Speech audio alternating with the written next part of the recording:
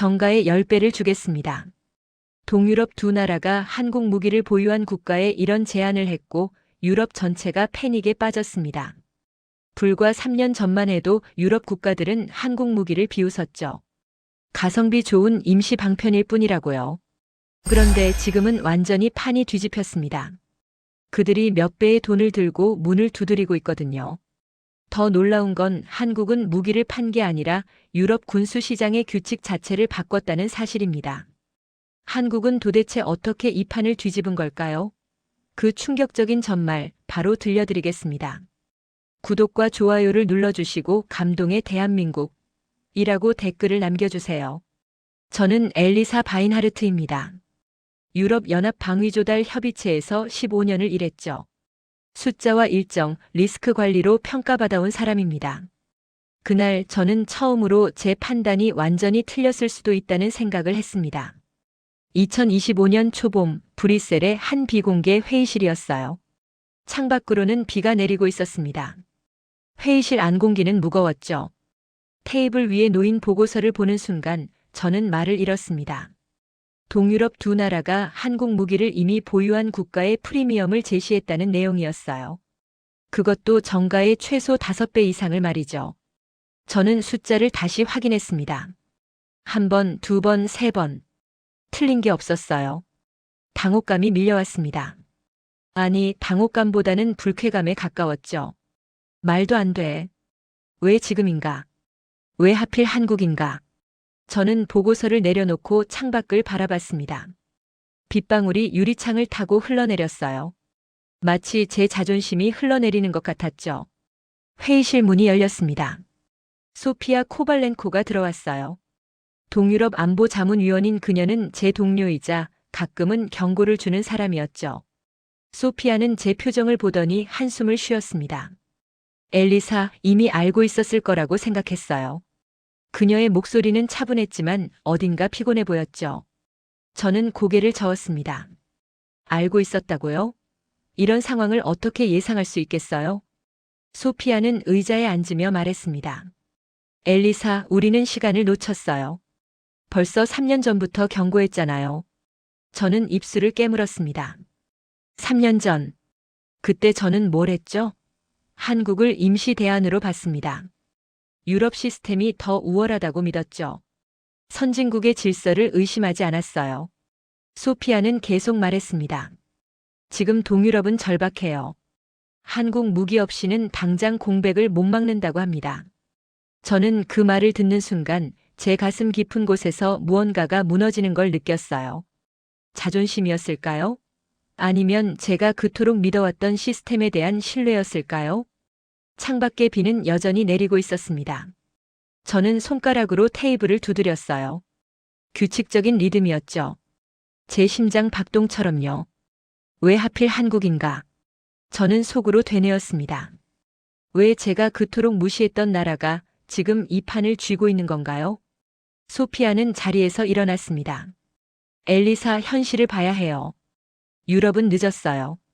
한국은 준비했고 먼저 도착했죠. 그녀의 말은 제 머릿속에서 메아리 쳤습니다. 준비했다. 먼저 도착했다. 저는 보고서를 다시 집어들었어요. 숫자들이 눈에 들어왔습니다. 정가의 5배. 누가 이런 프리미엄을 내겠습니까? 절박한 사람들만이 냅니다. 그리고 그 절박함을 만든 건 유럽의 지연이었어요. 제가 믿었던 시스템의 지연이었죠. 저는 눈을 감았습니다. 어둠 속에서 제 과거가 스쳐 지나갔어요. 20대 시절 동아시아 하청 업체와의 프로젝트, 납기 지연, 커리어에 찍힌 치명타, 그 경험이 제게 각인시킨 편견. 아시아는 약속이 불안정하다. 그 믿음이 지금 완전히 무너지고 있었습니다. 소피아는 문 앞에서 한 번 더 말했습니다. 엘리사, 한국을 다시 봐야 해요. 그들은 더 이상 따라오는 나라가 아니에요. 문이 닫혔습니다. 저는 혼자 남았죠. 빗소리만이 회의실을 채웠어요. 저는 손으로 얼굴을 감쌌습니다. 제 손바닥이 차가웠어요. 마음도 차가웠죠. 그날 저는 깨달았습니다. 제가 틀렸다는 것을요. 그리고 그 깨달음은 너무나 뼈아팠습니다. 회의는 계속됐습니다. 저는 자리에 앉아 있었지만 정신은 다른 곳에 있었어요. 마르틴 슈타이너가 들어왔습니다. 독일 출신의 그는 유럽 방산 컨소시엄의 핵심 인물이었죠. 한때 제 상사였던 사람입니다.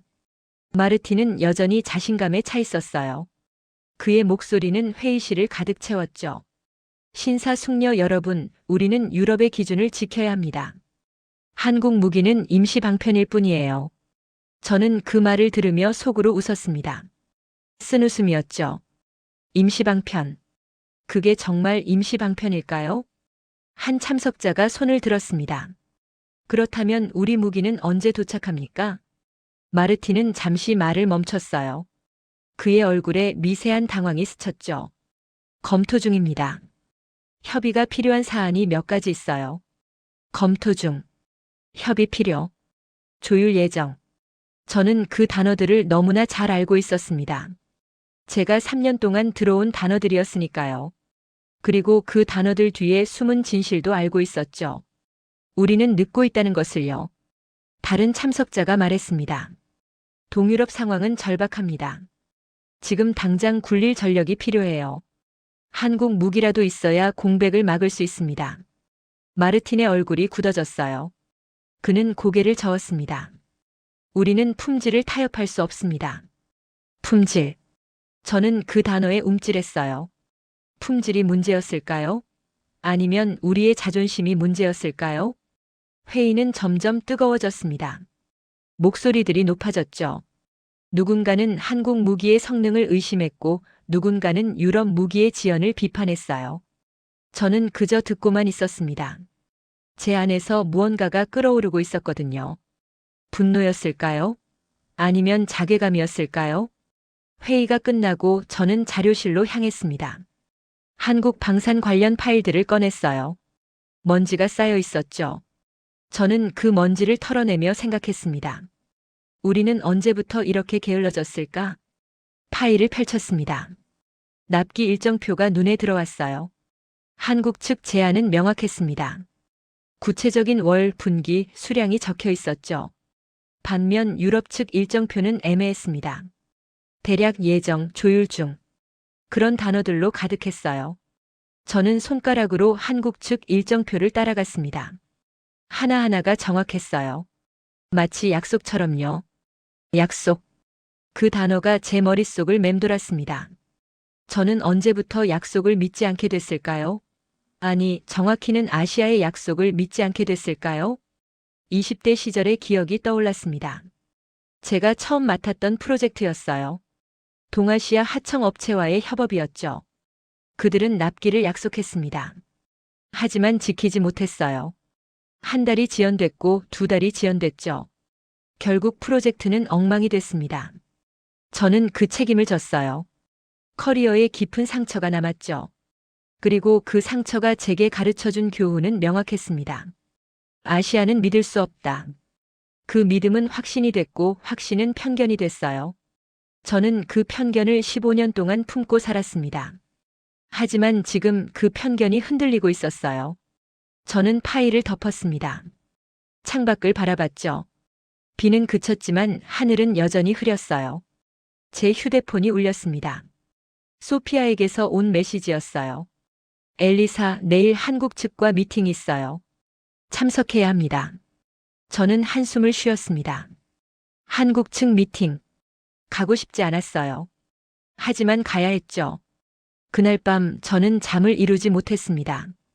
침대에 누워 천장을 바라봤어요. 어둠 속에서 생각들이 꼬리를 물고 이어졌죠. 왜 한국일까? 왜 유럽이 아닐까? 우리가 뭘 잘못했을까? 질문들이 끝없이 밀려왔습니다. 하지만 답은 없었어요. 다음 날 아침 저는 거울을 봤습니다. 눈 밑에 그늘이 져 있었어요. 피곤했죠. 몸도 마음도요. 옷을 입고 커피를 마셨습니다. 쓴맛이 입안에 퍼졌어요. 마치 제 기분처럼요. 회의실로 향하는 길, 저는 제 자신에게 다짐했습니다. 냉정하게 보자. 감정을 배제하고 숫자만 보자. 하지만 그게 가능할까요? 15년 동안 쌓아온 믿음을 하루아침에 내려놓을 수 있을까요? 회의실 문 앞에 섰습니다. 손잡이가 차갑게 느껴졌어요. 저는 심호흡을 했죠. 문을 열었습니다. 안에는 이미 사람들이 앉아 있었어요. 소피아가 제게 눈짓을 했습니다. 한국 측 대표도 보였죠. 저는 자리에 앉았습니다. 테이블 위에는 자료들이 놓여 있었어요. 한국어와 영어로 된 문서들이었죠. 한국 측 대표가 일어났습니다. 인사를 건넸어요.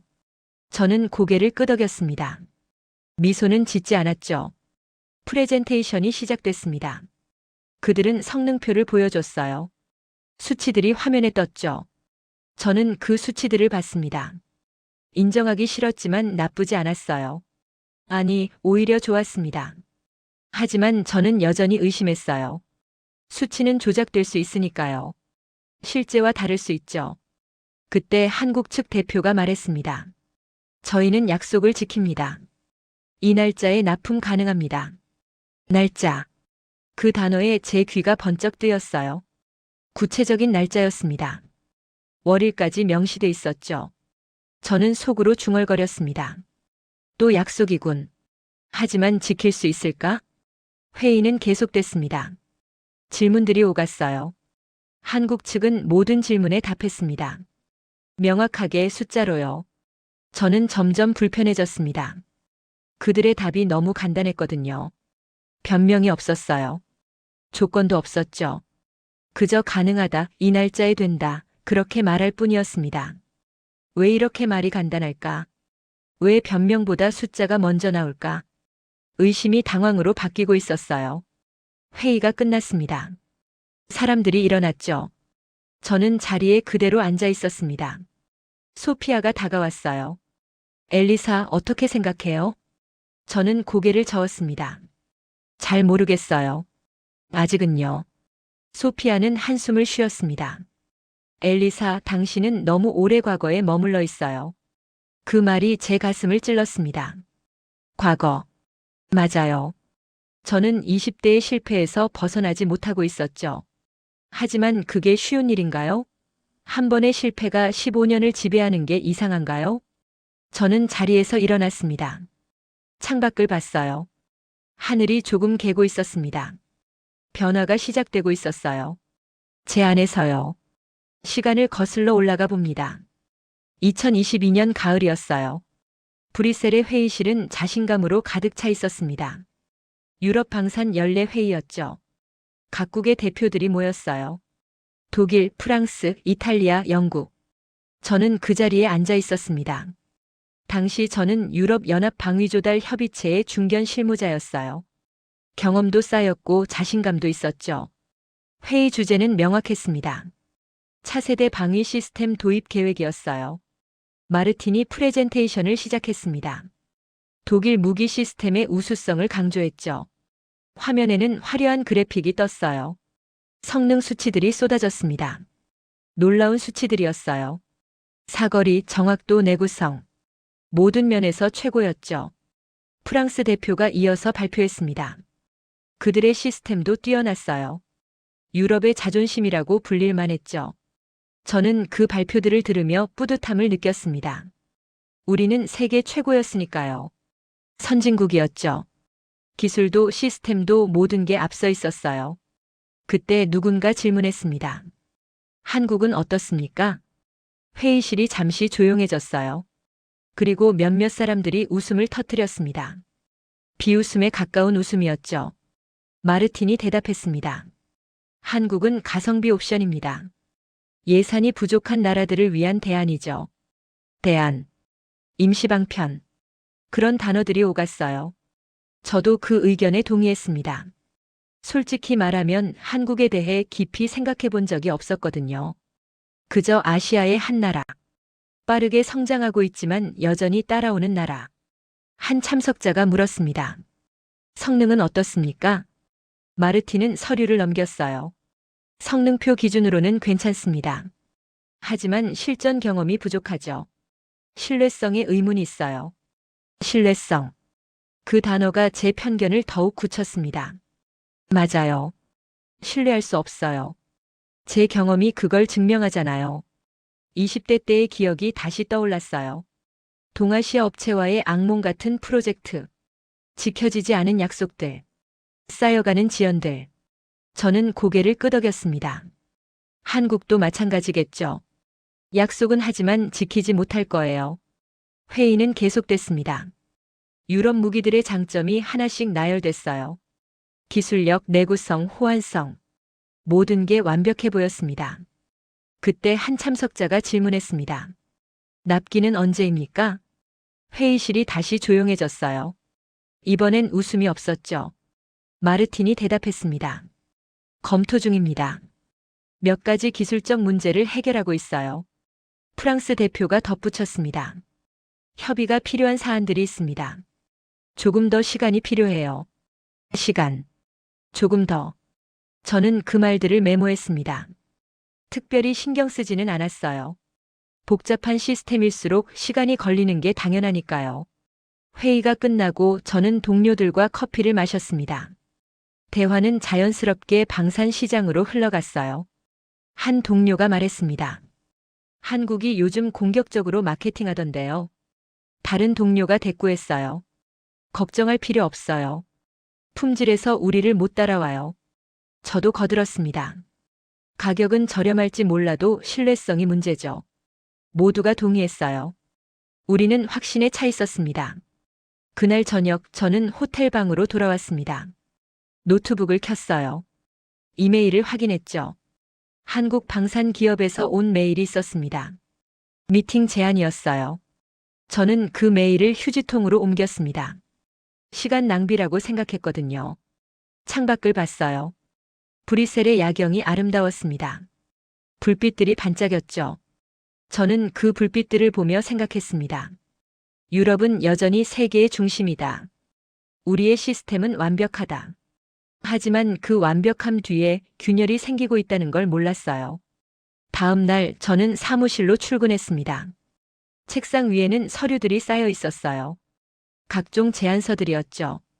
그중 하나가 한국 기업의 제안서였습니다. 누군가 제 책상에 올려놨더군요. 저는 그걸 집어들었어요. 펼쳐봤습니다. 표지는 깔끔했어요. 내용도 정리가 잘 돼 있었죠. 하지만 저는 대충 훑어봤습니다. 진지하게 읽지 않았어요. 제 눈은 가격과 납기 일정으로 갔습니다. 가격은 확실히 저렴했어요.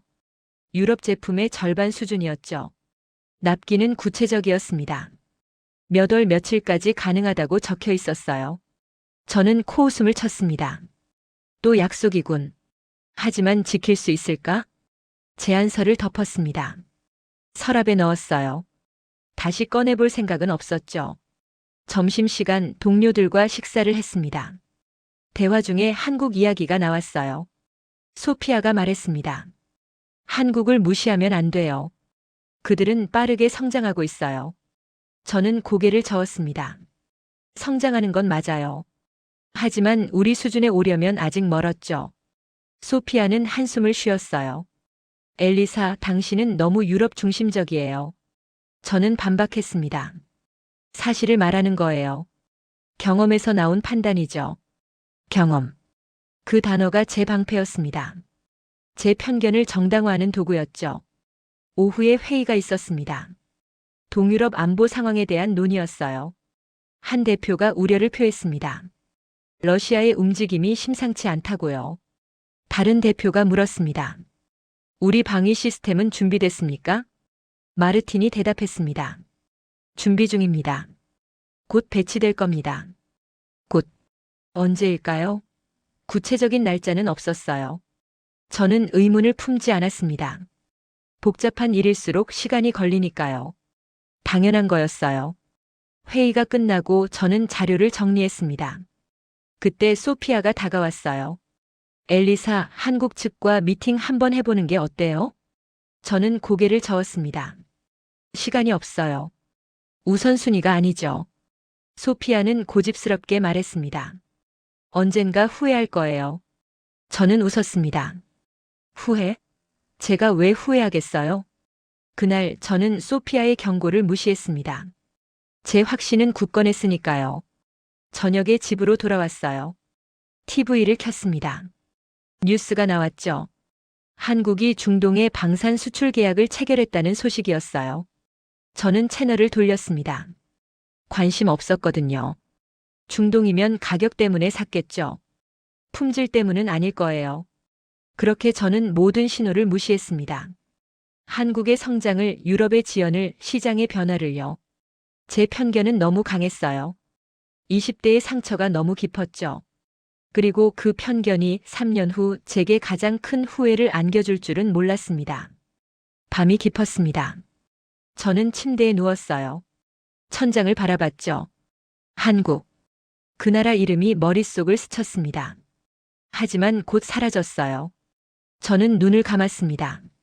내일도 바쁠 거예요. 유럽의 시스템을 지키기 위해 일해야 하니까요. 하지만 그 시스템이 이미 균열을 일으키고 있다는 걸 몰랐습니다.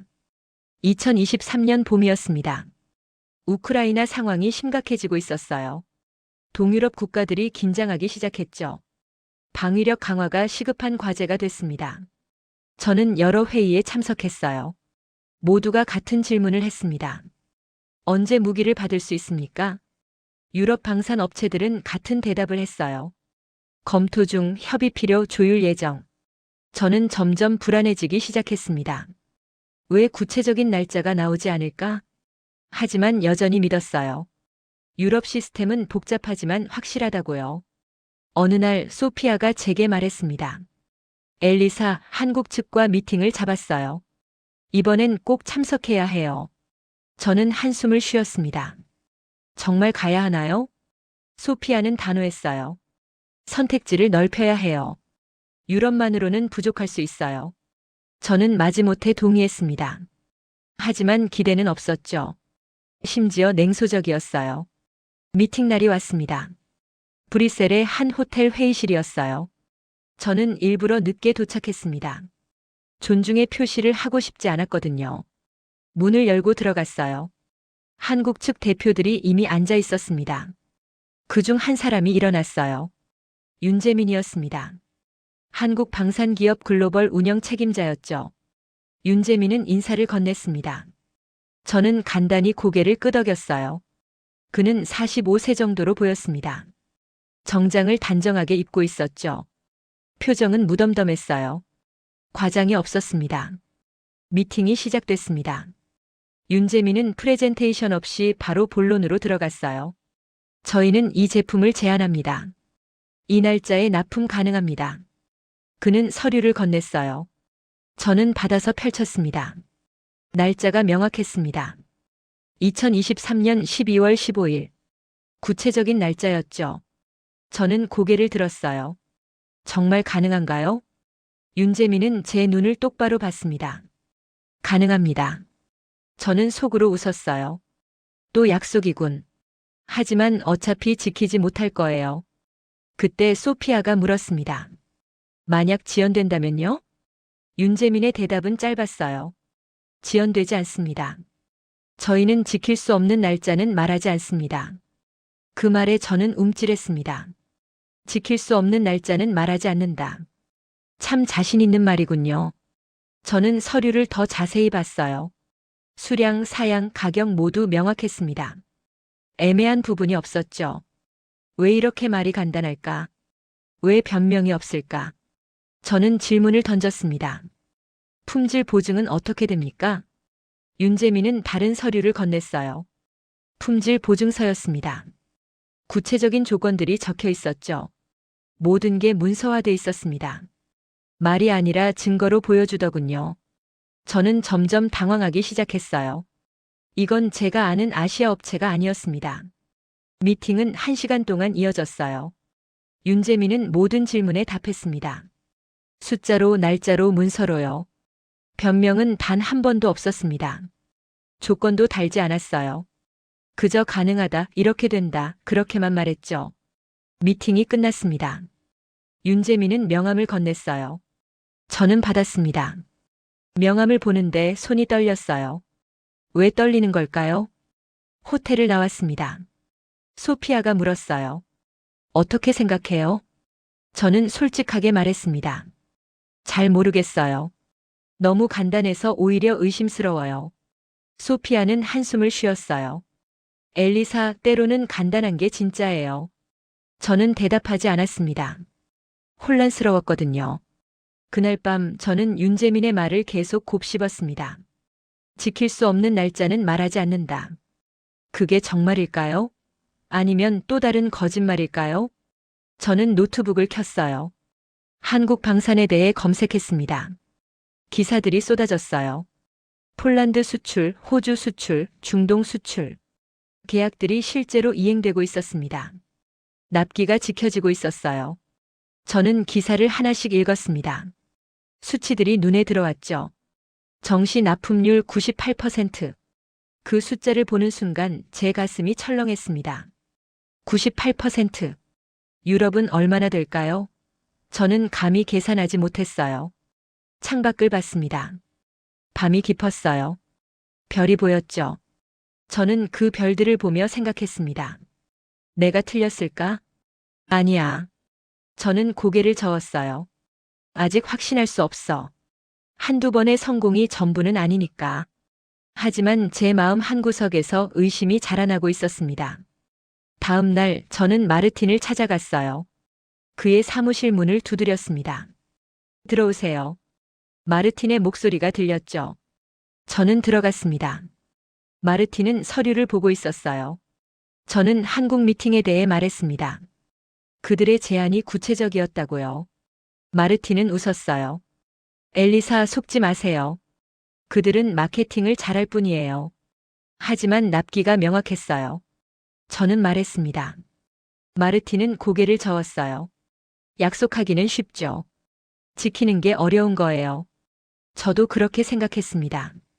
하지만 왜인지 마음이 편하지 않았어요. 마르틴은 계속 말했습니다. 우리 무기가 언제 준비될 것 같나요? 저는 물었어요. 마르틴은 서류를 뒤적였습니다. 다음 분기쯤이요. 아마도요. 아마도. 그 단어가 제 귓가에 맴돌았습니다. 사무실을 나왔어요. 복도를 걷는데 발걸음이 무거웠습니다. 제 머릿속은 복잡했어요. 윤재민의 확신, 마르틴의 애매함. 둘 중 누가 맞을까요? 시간이 답을 줄 거예요. 저는 그렇게 생각했습니다. 하지만 그 시간이 저를 완전히 바꿔놓을 줄은 몰랐습니다. 2023년 여름 저는 한국행 비행기에 올랐습니다. 가고 싶지 않았어요. 하지만 소피아가 강력하게 권했죠. 직접 보고 판단하라고요. 12시간의 비행이었습니다. 저는 잠을 이루지 못했어요. 창밖을 보며 생각에 잠겼죠. 한국. 제가 그토록 무시했던 나라. 이제 그곳으로 가고 있었습니다. 인천공항에 도착했어요. 공항은 깨끗하고 현대적이었습니다. 놀랐어요. 예상보다 훨씬 좋았거든요. 윤재민이 마중 나와 있었습니다. 그는 정중하게 인사했어요. 좋은 아침입니다. 먼 길 오시느라 수고하셨습니다. 저는 간단히 답했습니다. 감사합니다. 차를 타고 공장으로 향했어요. 창밖으로 풍경이 지나갔습니다. 고속도로는 잘 정비돼 있었어요. 차들은 질서정연하게 달렸죠.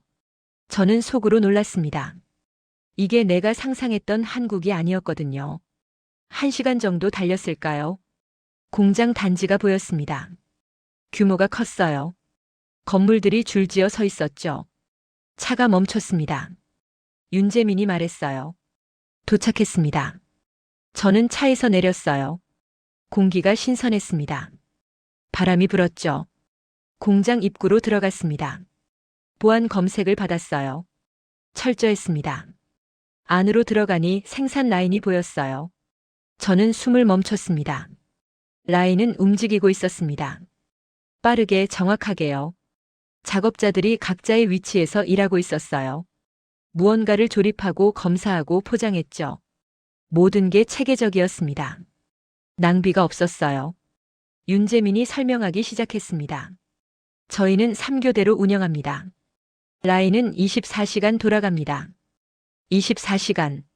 저는 그 말을 되새겼어요. 유럽 공장들은 대부분 2교대였습니다. 야간에는 쉬었죠. 하지만 여기는 달랐어요. 밤에도 돌아가고 있었습니다. 저는 라인을 따라 걸었어요. 하나하나 살펴봤습니다. 기계들은 최신식이었어요. 자동화 시스템이 잘 갖춰져 있었죠. 한 작업자가 부품을 검사하고 있었습니다. 저는 그 모습을 봤어요. 그는 몇 초 만에 검사를 끝냈습니다. 정확했어요. 망설임이 없었죠. 훈련이 잘 돼 있구나. 저는 속으로 생각했습니다. 윤재민이 말했습니다. 저희 작업자들은 평균 10년 이상의 경력을 가지고 있습니다. 10년. 경험이 쌓인 사람들이었어요. 저는 계속 걸었습니다. 품질 검사 구역에 도착했죠. 여기서는 완제품을 검사하고 있었어요.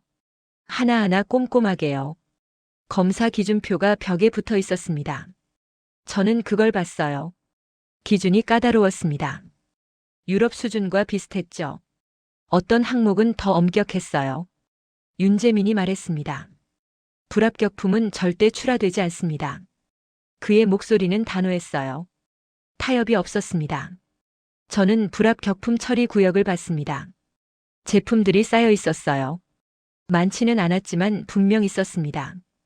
그들은 불합격품을 폐기하고 있었어요. 저는 놀랐습니다. 돈이 아까울 텐데요. 윤재민이 제 생각을 읽은 듯 말했습니다. 신뢰가 돈보다 중요합니다. 그 말이 제 가슴을 쳤어요. 신뢰가 돈보다 중요하다. 저는 유럽에서 그런 말을 자주 들었습니다. 하지만 실천하는 걸 본 적은 드물었죠. 여기서는 달랐어요. 말이 아니라 행동으로 보여주고 있었습니다. 점심시간이 됐습니다. 윤재민이 구내 식당으로 안내했어요. 식당은 깨끗했습니다. 작업자들이 줄을 서서 식사를 받고 있었죠. 저도 식판을 받았어요. 밥과 반찬이 담겨 있었습니다. 자리에 앉아 식사를 했습니다. 윤재민이 옆에 앉았어요. 잠깐의 침묵이 흘렀습니다. 저는 먼저 말을 꺼냈어요. 인상적이네요. 솔직히 예상보다 훨씬 좋습니다. 윤재민은 고개를 끄덕였어요. 감사합니다. 하지만 이게 기본입니다. 기본. 그 단어가 또 제 귀를 때렸습니다. 저는 물었어요. 어떻게 이렇게 빠르게 성장했나요? 윤재민은 잠시 생각했습니다. 그리고 대답했어요. 우리는 약속을 지키기 위해 모든 걸 했습니다. 설비에 투자하고 사람을 교육하고 시스템을 만들었죠. 약속을 지키기 위해. 그 말에 저는 숟가락을 멈췄어요. 윤재민은 계속 말했습니다. 한 번 약속을 어기면 두 번째 기회는 없어요. 우리는 그걸 압니다. 저는 그의 눈을 봤습니다. 진지했어요. 거짓이 없었죠. 제 마음속에서 무언가가 무너지기 시작했습니다. 20대 때의 기억. 동아시아 업체와의 악몽. 그 기억이 제게 가르쳐준 교훈. 아시아는 약속을 지키지 못한다. 하지만 지금 제 앞에 있는 사람은 그 편견을 깨고 있었어요. 식사를 마치고 다시 라인을 둘러봤습니다. 이번엔 조립구역이었어요. 복잡한 부품들이 하나로 합쳐지고 있었죠. 작업자들의 손놀림이 빨랐습니다. 하지만 정확했어요. 저는 한 작업자에게 물었습니다. 이 작업 얼마나 오래 하셨어요? 작업자는 웃으며 대답했어요. 15년 됐습니다. 15년. 저와 같은 경력이었어요. 그는 계속 말했습니다. 처음엔 어려웠지만 이제는 눈 감고도 할 수 있어요. 자부심이 느껴졌습니다. 그의 목소리에서요. 저는 다른 작업자들도 봤어요. 모두 비슷했습니다. 집중하고 정확하고 자부심을 가지고 있었죠. 이들은 단순히 일하는 게 아니었어요. 자신의 일에 자부심을 느끼고 있었습니다. 저는 윤재민에게 물었어요. 직원 이직률은 어떻게 됩니까? 윤재민이 대답했습니다. 10% 미만입니다. 업계 평균보다 낮죠. 10% 미만. 유럽은 30% 이상이었어요. 저는 또 놀랐습니다. 왜 이렇게 낮을까요? 윤재민이 설명했어요. 우리는 직원을 자산으로 봅니다. 교육에 투자하고 복지를 챙기죠. 말이 아니라 실천이었습니다. 오후가 됐어요. 연구개발동으로 이동했습니다. 여기는 더 놀라웠어요. 최신 장비들이 가득했죠. 엔지니어들이 설계를 하고 있었습니다. 시뮬레이션을 돌리고 테스트를 했어요. 한 엔지니어가 저에게 설명했습니다. 저희는 매년 매출의 10%를 연구개발에 투자합니다. 10%. 엄청난 비율이었어요. 그는 계속 말했습니다. 기술은 멈추지 않아요. 계속 발전해야 살아남습니다. 저는 고개를 끄덕였어요. 그 말이 맞았습니다. 실험실을 돌아봤습니다. 시제품들이 있었어요. 테스트 중인 제품들이었죠. 엔지니어가 설명했습니다. 이건 다음 세대 제품입니다. 내년에 출시 예정이에요. 벌써 다음 세대를 준비하고 있었어요. 현재에 안주하지 않았습니다. 저는 감탄했습니다. 동시에 불안했어요.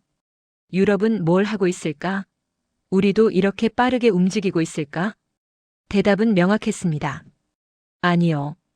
우리는 느렸어요. 해가 지기 시작했습니다. 윤재민이 말했어요. 야간 라인을 보여드리겠습니다. 밤이 됐어요. 하지만 공장은 여전히 밝았습니다. 라인은 계속 돌아가고 있었어요. 주간과 똑같이요. 작업복을 입은 책임자가 라인을 점검하고 있었습니다. 윤재민이 그를 소개했어요. 야간 생산 책임자입니다. 책임자는 인사했습니다. 저도 인사를 받았어요. 책임자가 말했습니다. 밤이라고 품질이 떨어지지 않습니다. 기준은 같아요. 저는 그 말을 믿었습니다. 제 눈으로 봤으니까요. 윤재민이 다시 말했습니다. 지킬 수 없는 날짜는 말하지 않습니다. 그래서 우리는 이렇게 합니다. 그 말을 두 번째 들었어요. 이번엔 무게가 달랐습니다. 저는 이해했습니다. 그들의 약속 뒤에는 이런 노력이 있었던 거예요. 밤 10시 호텔로 돌아왔습니다. 방에 들어가 침대에 앉았어요. 창밖을 봤습니다. 서울의 야경이 펼쳐져 있었어요. 불빛들이 반짝였죠. 저는 그 불빛들을 보며 생각했습니다. 내가 틀렸다. 완전히 틀렸다. 20대의 실패가 제게 가르쳐 준 건 편견이었어요. 진실이 아니었죠. 한국은 달랐습니다. 약속을 지키기 위해 모든 걸 했어요. 제 자존심이 무너졌습니다. 동시에 뭔가 새로운 게 시작됐어요. 인정. 저는 인정해야 했습니다. 한국은 더 이상 따라오는 나라가 아니었어요. 어쩌면 앞서가는 나라였습니다. 한국에서 돌아온 뒤 저는 보고서를 썼습니다. 객관적으로 쓰려고 노력했어요. 하지만 제 감정을 완전히 숨길 수는 없었죠. 보고서의 결론은 간단했습니다. 한국은 신뢰할 수 있다. 마르틴은 제 보고서를 읽고 미간을 찌푸렸어요. 엘리사, 너무 긍정적인 거 아닙니까? 저는 대답했습니다. 제가 본 걸 쓴 거예요. 사실만요. 마르틴은 한숨을 쉬었어요. 하지만 여전히 유럽 무기가 최고입니다. 저는 더 이상 반박하지 않았어요. 시간이 증명할 거니까요. 몇 달이 흘렀습니다. 2023년 가을이 됐죠. 동유럽 상황은 더욱 긴박해졌어요. 방위력 공백이 심각했습니다. 각국 대표들이 계속 물었습니다. 유럽 무기는 언제 옵니까? 대답은 여전히 같았어요. 곧 조금만 더 검토 중. 저는 그 대답들을 들으며 답답함을 느꼈습니다. 소피아가 제게 말했어요. 엘리사, 한국 측에 주문을 넣어야 해요. 저는 동의했습니다. 하지만 마르틴이 반대했죠. 우리는 유럽 시스템을 믿어야 합니다. 마르틴은 고집했어요. 회의는 길어졌습니다. 찬반이 팽팽했죠. 결국 타협안이 나왔어요. 한국에 소량 주문을 넣되 주력은 유럽 무기로 하자는 거였습니다. 저는 한숨을 쉬었어요. 반쪽짜리 결정이었죠. 하지만 그게 최선이었습니다. 한국 측에 연락했어요. 윤재민이 전화를 받았습니다. 소량 주문을 하고 싶습니다. 저는 말했어요. 윤재민은 잠시 침묵했습니다. 그리고 물었어요. 언제 필요하십니까? 12월 말까지요. 저는 답했습니다. 윤재민이 말했습니다. 가능합니다. 12월 20일까지 납품하겠습니다. 저는 놀랐어요. 바로 대답하다니요. 확인이 필요하지 않나요? 저는 물었습니다. 윤재민의 대답은 간단했어요. 우리는 준비되어 있습니다. 계약서를 작성했습니다. 사인을 했어요. 그리고 기다렸습니다. 한편 유럽 측에도 독촉했습니다. 납기를 확정해달라고요. 하지만 대답은 애매했어요. 2024년 상반기쯤 아마도요. 아마도. 그 단어가 저를 불안하게 만들었습니다. 11월이 됐어요. 한국 측에서 연락이 왔습니다. 생산이 순조롭게 진행 중입니다. 예정대로 납품하겠습니다. 보고를 받을 때마다 저는 안도했어요. 반면 유럽 측은 계속 지연됐습니다. 기술적 문제, 부품 수급 문제, 행정 문제. 이유는 많았어요. 하지만 결과는 하나였죠. 늦어지고 있다는 것. 12월이 됐습니다. 긴장의 달이었어요. 한국 측에서 또 연락이 왔습니다. 출하 준비 완료, 20일 출발 예정입니다. 저는 그 메시지를 보며 숨을 참았어요. 정말 올까? 12월 20일 그날이 왔습니다.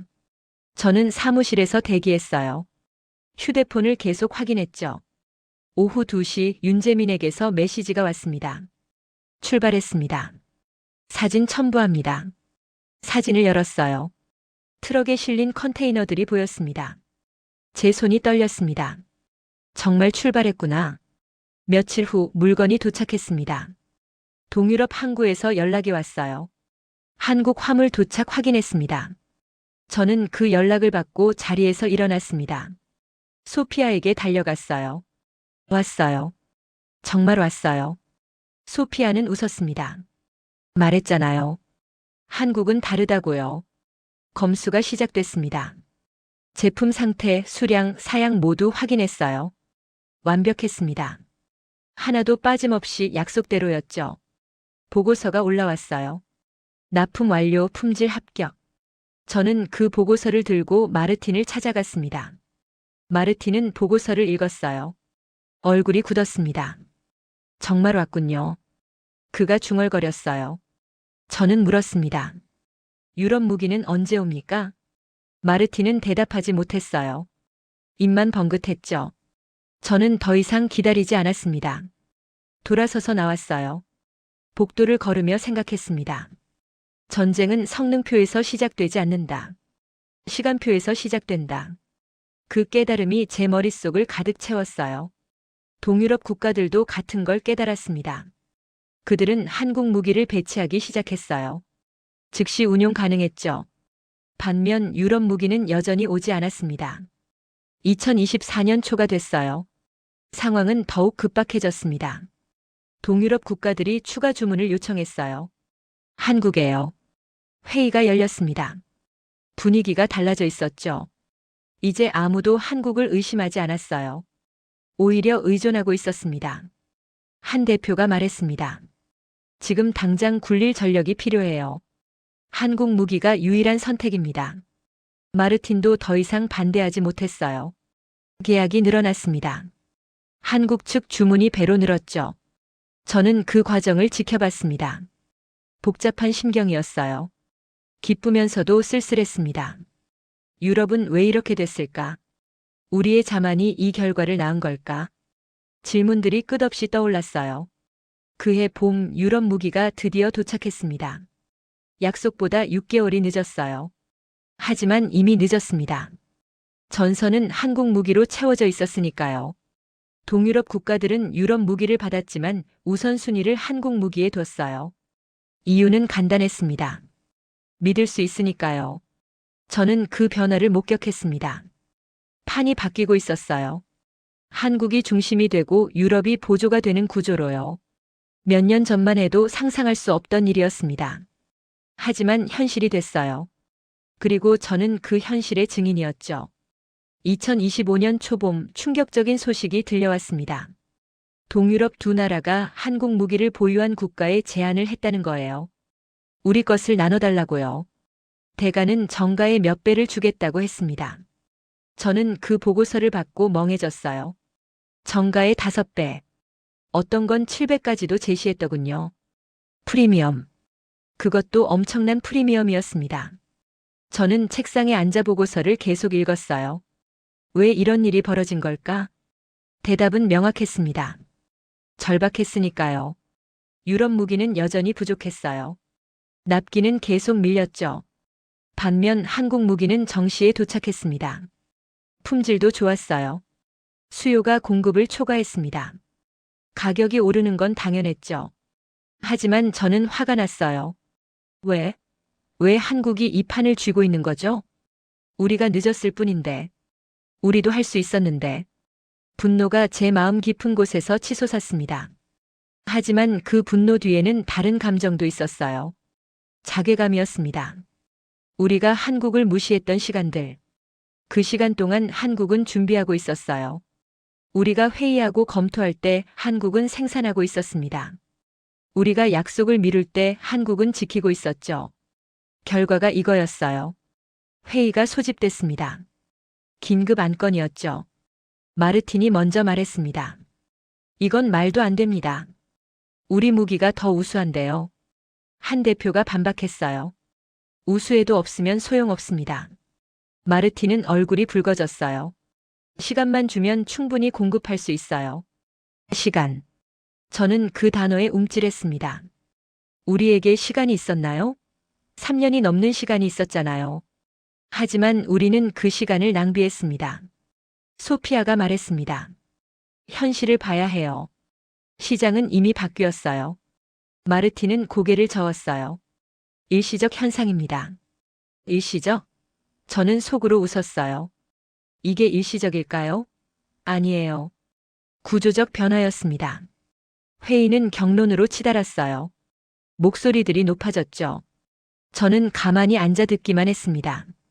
제 머릿속은 복잡했어요. 과거가 스쳐 지나갔습니다. 3년 전 회의실. 한국을 비웃던 그 순간들. 한국 제안서를 휴지통에 버리던 날. 윤재민의 미팅을 무시하려던 제 모습. 모든 게 떠올랐어요. 저는 눈을 감았습니다. 내가 틀렸다. 완전히 틀렸다. 그 인정이 뼈 아팠습니다. 회의가 끝났어요. 아무 결론도 나지 않았죠. 저는 사무실로 돌아왔습니다. 창밖을 봤어요. 브뤼셀의 하늘은 흐렸습니다. 비가 올 것 같았죠. 휴대폰이 울렸어요. 윤재민에게서 온 메시지였습니다. 안부 인사였어요. 별 내용은 없었죠. 하지만 저는 그 메시지를 오래 들여다봤습니다. 윤재민. 그는 변함없었어요. 과장도 자랑도 하지 않았습니다. 그저 약속을 지켰을 뿐이에요. 그런데 그 단순한 행동이 판을 바꿔놨습니다. 저는 답장을 썼어요. 축하합니다. 당신들이 이겼어요. 하지만 보내지 않았습니다. 지우고 다시 썼죠. 감사합니다. 많이 배웠습니다. 이것도 이상했어요. 지웠습니다. 결국 보낸 건 간단한 답장이었어요. 잘 지내고 계신가요? 곧 연락드리겠습니다. 보내고 나서 한숨을 쉬었습니다. 저는 무엇에 감사해야 할까요? 무엇을 축하해야 할까요? 한국의 성공? 유럽의 실패? 둘 다였어요. 며칠 후 동유럽 대표단이 브뤼셀에 왔습니다. 그들은 절박했어요. 얼굴에 써 있었죠. 회의실에서 그들은 말했습니다. 우리는 지금 당장 무기가 필요합니다. 유럽 것을 기다릴 수 없어요. 한국 무기를 가진 국가의 몇 배를 제시해도 받아들이지 않습니다. 직접 한국에 주문하려 해도 대기 명단이 길어요. 그들의 목소리는 떨리고 있었습니다. 마르틴이 말했습니다. 우리가 우선순위로 공급하겠습니다. 동유럽 대표가 물었어요. 언제요? 마르틴은 머뭇거렸습니다. 다음 분기쯤이요. 다음 분기. 그들의 얼굴이 어두워졌어요. 그건 너무 늦어요. 한 대표가 말했습니다. 회의실이 무거워졌어요. 저는 그 무게를 느꼈습니다. 유럽의 한계를요. 회의가 끝나고 저는 소피아와 커피를 마셨습니다. 소피아가 말했어요.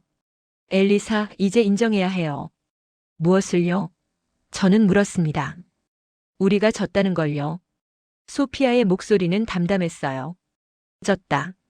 그 단어가 제 가슴을 찔렀습니다.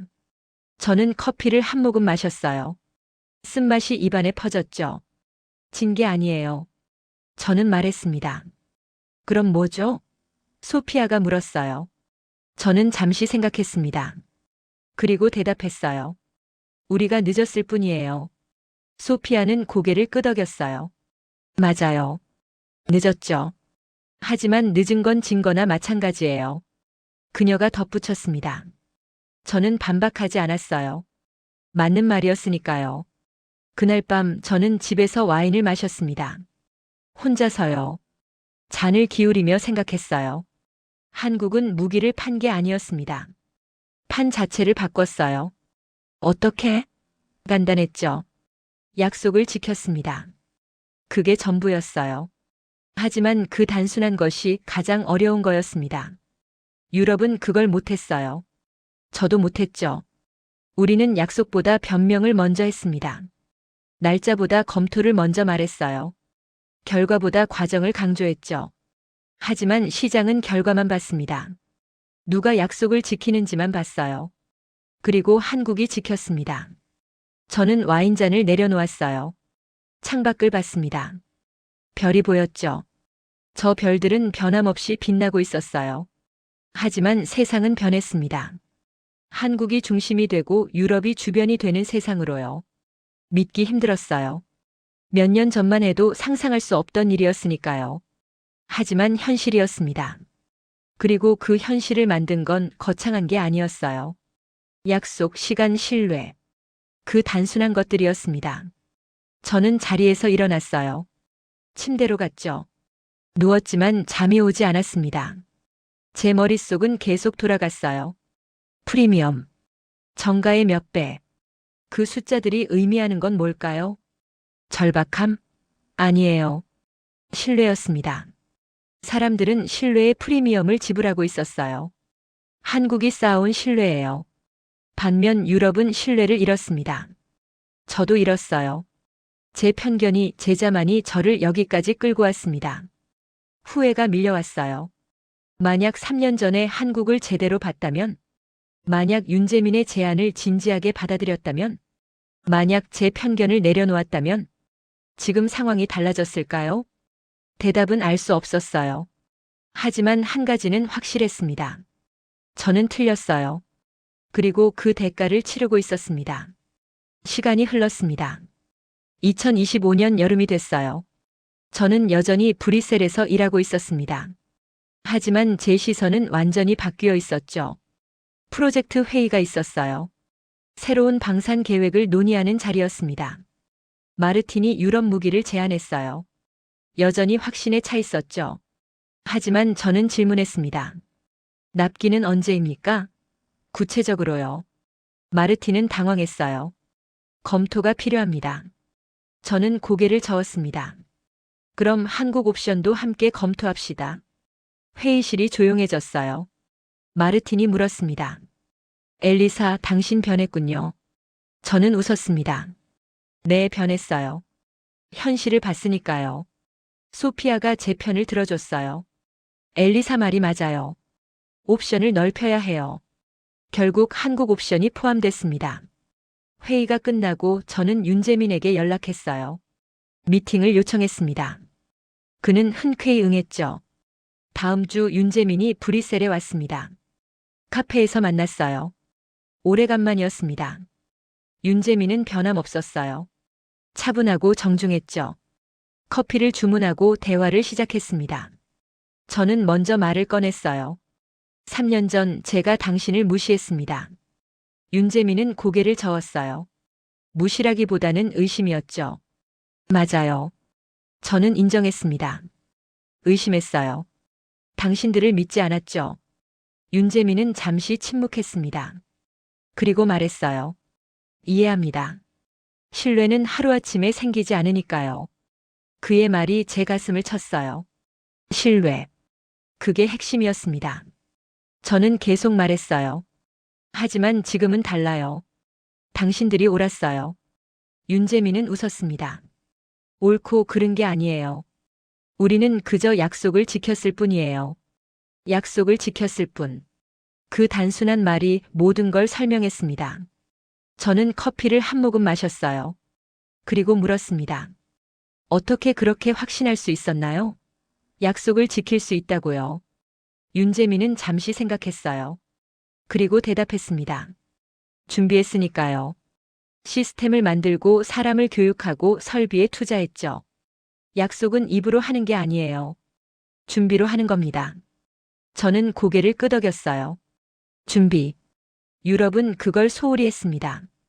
우리는 명성에 기댔어요. 과거의 영광에 안주했죠. 하지만 한국은 달랐습니다. 그들은 매일 준비했어요. 매 순간 개선했죠. 그 차이가 지금의 결과를 만들었습니다. 윤재민이 물었어요. 새 프로젝트 이야기를 들었습니다. 함께 할 수 있을까요? 저는 웃었습니다. 물론이죠. 이번엔 처음부터 함께 하고 싶어요. 윤재민은 고개를 끄덕였어요.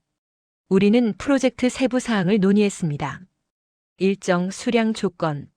모든 게 명확했어요. 저는 더 이상 의심하지 않았습니다. 믿었으니까요. 미팅이 끝나고 저는 카페를 나왔어요. 하늘을 봤습니다. 맑았어요. 구름 한 점 없이 파랗더군요. 제 마음도 그랬습니다. 맑아졌어요. 며칠 후 저는 강연 요청을 받았습니다. 유럽 방산 컨퍼런스였어요. 주제는 글로벌 방산 시장의 변화였죠. 저는 수락했습니다. 강연장에 섰어요. 수백 명이 앉아 있었습니다.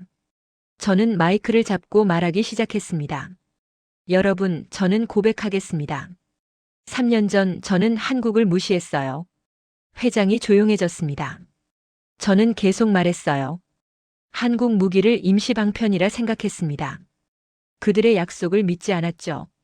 제 편견이, 제 과거 경험이 저를 가로막았어요. 하지만 틀렸습니다.